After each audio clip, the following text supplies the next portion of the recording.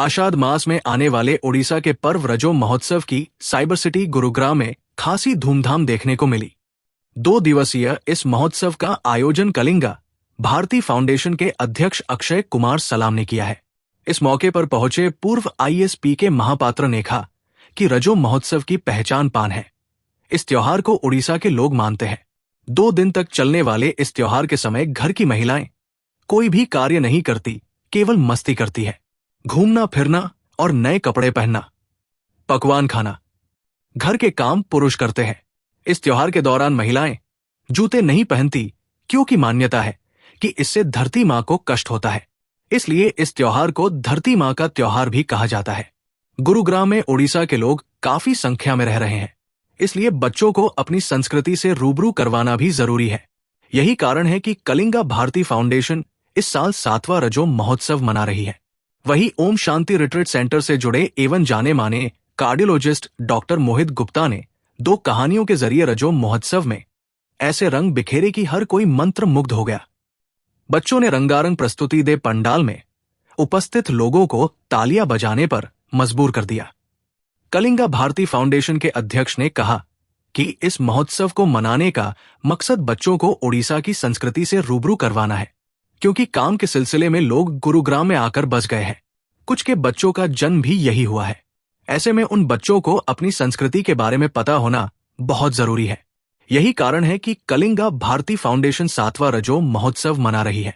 वैसे कलिंगा भारती फाउंडेशन समाज सेवा के सभी कार्यों में अग्रणी रहती है। प्रस्तुति 7वां प्रवासी ओडिया रजो महोत्सव आज बड़ा धूमधाम में गुरुग्राम सेक्टर 4 कम्युनिटी सेंटर में अपनी जोशों में बड़ा धूमधाम से हो रहा है। आज का जो मुख्य अतिथि राव आरती सिंह, जो हरियाणा का हेल्थ और फैमिली वेलफेयर मिनिस्टर अभी आने वाली है, और विधायक जो मुकेश शर्मा जी है, और समाज से भी कई कार्यक्रम अभी 2 दिन चलेगा। अभी हरियाणा का जो पूर्वतन चीफ सेक्रेटरी रह चुके, होम सेक्रेटरी रह चुके, गुरुग्राम का DC रह चुके, सोनीपत का DC रह चुके, ओडिया हृदय रोग विशेषज्ञ जो डॉक्टर मोहित गुप्ता जी, वो भी चीफ स्पीकर होके आ चुके।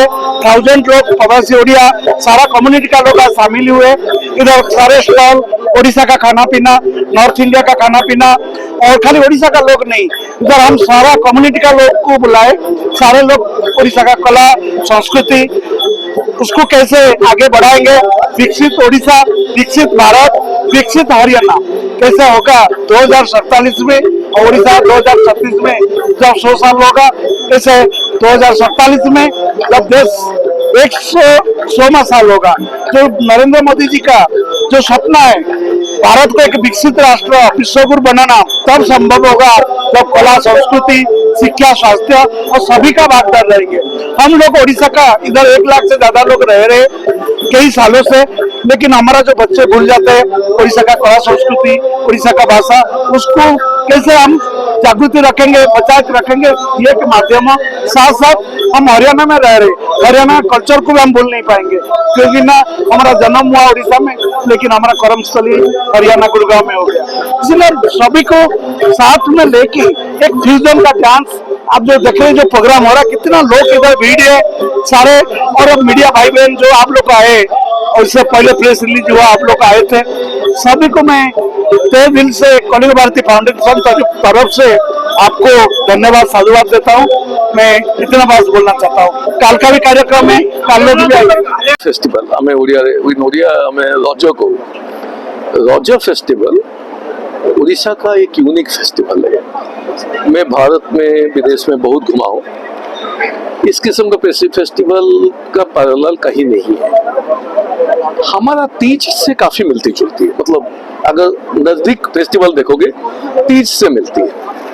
जैसे तीज हम यहाँ पे सावन में मनाते हैं, रजो उड़ीसा में आषाढ़ का महीना जब शुरू होता है तब बनती है। जैसे तीज में यहाँ पे सावन में बारिश आती है, उड़ीसा में मानसून आती है आषाढ़ का महीना में। आप अगर मेघदूत पढ़े होंगे कालिदास के, कालिदास लिखते हैं आषाढ़स्य प्रथम दिवसे, the first day of Ashadha में मेघा सृष्ट भानु, the sky is full of clouds. Meghaduta में जैसे यक्ष मेघ को अपना दूत बना करके भेजा था, महेंद्रगिरी पर्वत जो दक्षिण उड़ीसा में है उन्हीं से भेजा था। तो ये मानसून का आरंभ होती है, तभी फेस्टिवल होता है। ये लड़कियों का फेस्टिवल है, तो लड़कियां सजती है, जूते पहनते हैं, खाली पैर में नहीं चलेंगे। क्यों नहीं चलेंगे खाली पैर? धरती माँ को कष्ट ना हो। तो ये लड़की का अकेला फेस्टिवल नहीं है, धरती माँ का फेस्टिवल है। धरती माँ को कोई कष्ट नहीं देना है, कोई खुदाई मिट्टी का नहीं करना है, पर्यावरण को दूषित नहीं करना है उसका। तो धरती माता का पूजा होती है, लड़कियों का पूजा होती है, वो सस्ती है। तो 3 दिन अगर काम नहीं होगा तो कौन काम करेगा? खाना पीना खाएंगे, क्या करेंगे? तो घर के जो पुरुष होते हैं वो सारे करते हैं। झूला झूलती है लड़कियां, सिमिलरिटी यहाँ तक है। बट बेसिकली वुमेनहुड को सेलिब्रेट किया जाता है, लड़कियों को सेलिब्रेट किया जाता है। एक्सपेक्ट करता है कि मदर को कैसे रेस्पेक्ट करते हैं, धरती माता को कैसे रेस्पेक्ट करते हैं। तो घर का सारे काम, दुनिया का सारे काम पुरुष लोग करेंगे, कोई लड़की कोई काम नहीं करेगी। मतलब नॉट एक्सपेक्टेड, कोई पुरुष बना भी नहीं करेगा। तो क्या होती है कि पकवान भी खास बनती है। अगर आप आए हो, एक पोड़ो पीठा बोलकर एक चीज होती है, एक पीठा बनता है जो कि बेक होकर होता है, और पान के बिना रजो नहीं होता। मेरा हाथ में पान आप लोग दिखते होंगे, तो पानो होता है, खास खास पकवान होती है। तो लड़की दे विल ट्रैवल, मतलब ये नहीं कि घर में बैठे, एक घर से दूसरे घर में जाएंगे। एवरी फैमिली, ये नहीं देखना कि मेरा बेटी है या किसी और का बेटी है, सबके बेटी को एक किस्म का रिस्पेक्ट करना है। सो ये उड़ीसा का परंपरा शुरू से है। और उड़ीसा का जो महिलाओं को सम्मान देने का परंपरा कोई नई नहीं है। कई फेस्टिवल्स होती है जिसमें ये नहीं देखा जाता है लड़का है या लड़की है। जैसे एक प्रथमाष्टमी बोलकर हमारा एक पर्व होता है, जो कि आपका मार्गशीर का महीना का जो कृष्ण पक्ष अष्टमी में आता है। तो जो परिवार का सबसे बड़ा संतान है उसको रिस्पेक्ट किया जाता है। बड़ा संतान मतलब लड़का जो है नहीं, घर के लड़की अगर बड़ी है तो उसी को नहीं कपड़ा मिला जाएगा, उसी को पूजा होगा, उसको सब मिलेगा। अगर लड़का नंबर 2 है तो उसको नहीं मिलेगा। बड़ी है तो बड़ी है, बड़ा है तो बड़ा है, ठीक है। और मैं मामा हूँ तो मुझे मेरा जितने बहन है उनका जो बड़ा संतान के लिए कुछ ना कुछ भेजना है। तो we respect the somebody who is elder irrespective of the gender। So महिलाओं को स्थान देना ये भारतीय परंपरा का चीज है। उड़ीसा में क्यों है, दूसरे जगह में क्यों नहीं? इसके कारण है कि उड़ीसा का इतिहास ऐसा रहा है कि बाहरी सत्याव या बाहरी रूल्स बहुत कम उड़ीसा में रहा है। तो हमारा जो देशीय परंपरा है, भारत का जो असली परंपरा उड़ीसा में ज्यादा है। हमारा देश में हम भेदभाव नहीं समझते, किसी ऐतिहासिक कारण से ये भेदभाव वगैरह आ गए। अब अभी ये खत्म हो रही। अभी आप देखते हो पेरेंट्स वो कोई भेदभाव नहीं देते, लड़का हो या लड़की हो। लेकिन जब मेरा बच्चा पैदा हुआ था, मैं डॉक्टर को कहा, उन्होंने किसी तरह से टेस्ट किए, मैं डॉक्टर को पूछा क्या हुआ, मुझे रोहतक मेडिकल कॉलेज का जो हेड ऑफ डिपार्टमेंट कह सर मालूम नहीं पड़ा। मैं कहा मैडम किसको बुद्धू बना रहे हो, आप हेड ऑफ द डिपार्टमेंट हो, मैं IAS अफसर हूँ, लड़की है इसलिए बता नहीं रहे हो। मेरे लिए लड़की बड़ी अच्छी बात है और मेरा पहली बेटी बड़ी। तो ये चीज दूर हो रही है। तो हमारा देश लक्षण दिखा रहा है कि कैसे देश बढ़ेगा। और हम गुड़गांव में ये पर्व बना रहे, बहुत अच्छी बात है। कल मैं काफी अफसरों से बात कर रहा था। गुड़गांव का बड़ा बात यह है कि हमने पूरे भारत को अपनाया है।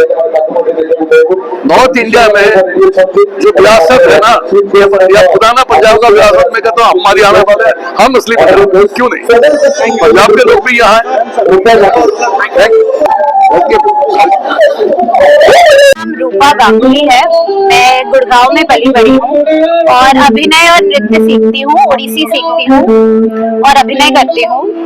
और मेरी गुरु है श्रीमती गीतांजलि आचार्य, जिनके पास मैं पिछले 13-14 साल से सीखती हूँ। हमारा घराना पद्म विभूषण गुरु श्री केलुचरण महापात्र से ताल्लुक रखता है।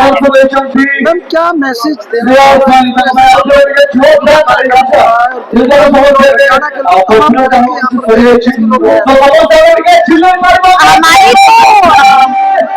हमारे शास्त्रों में, ग्रंथों में कई सदियों से कहा गया है हम वसुमेव कुटुंबकम। तो हम नॉर्थ और साउथ और ईस्ट में कोई डिवाइड नहीं है, एक ही सूत्र के है सब, वेद एक है, शास्त्र एक है, पुराण एक है और सारा वाङ्मय भी एक ही है हमारा। तो ये जो आजकल थोड़ा चल रहा है, साउथ वाले बोल रहे हैं कि मैं नहीं जाऊंगी उसमें, पर उसकी जरूरत नहीं है।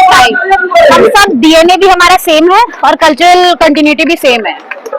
क्या मैसेज देना चाहोगे कुछ गुड़गांव से? क्या गुड़गांव से राम राम जी, मैं थारी छोरी हूँ और आशीर्वाद कीजिए कि मैं आगे बढ़ूँ। और मैं चाहती हूँ कि गुड़गांव के यूथ, स्पेशली लड़के, थोड़ा क्लासिकल म्यूजिक और डांस की तरफ तवज्जो दीजिए। उसमें क्या है ना, आपके अंदर जो सॉफ्टनेस है वो भर के आएगी और आप लड़कियों को सिर्फ वस्तु के हिसाब से देखना बंद कर दोगे। आप उनको सहपाठी, दोस्त ऐसे भी देख सकते हो, तो ये सब अपने राष्ट्र का गौरव बढ़ाइए। आपके पास जो ताकत है उसको स्पोर्ट्स में यूज कीजिए, जैसे कि करते आए हैं, मिलिट्री में यूज कीजिए, पर ऐसे नहीं। और तो और आप और सब आपकी सहपाठियां, आपकी बहन सब एक बराबर है, वस्तु नहीं है वो आपके विलाप की।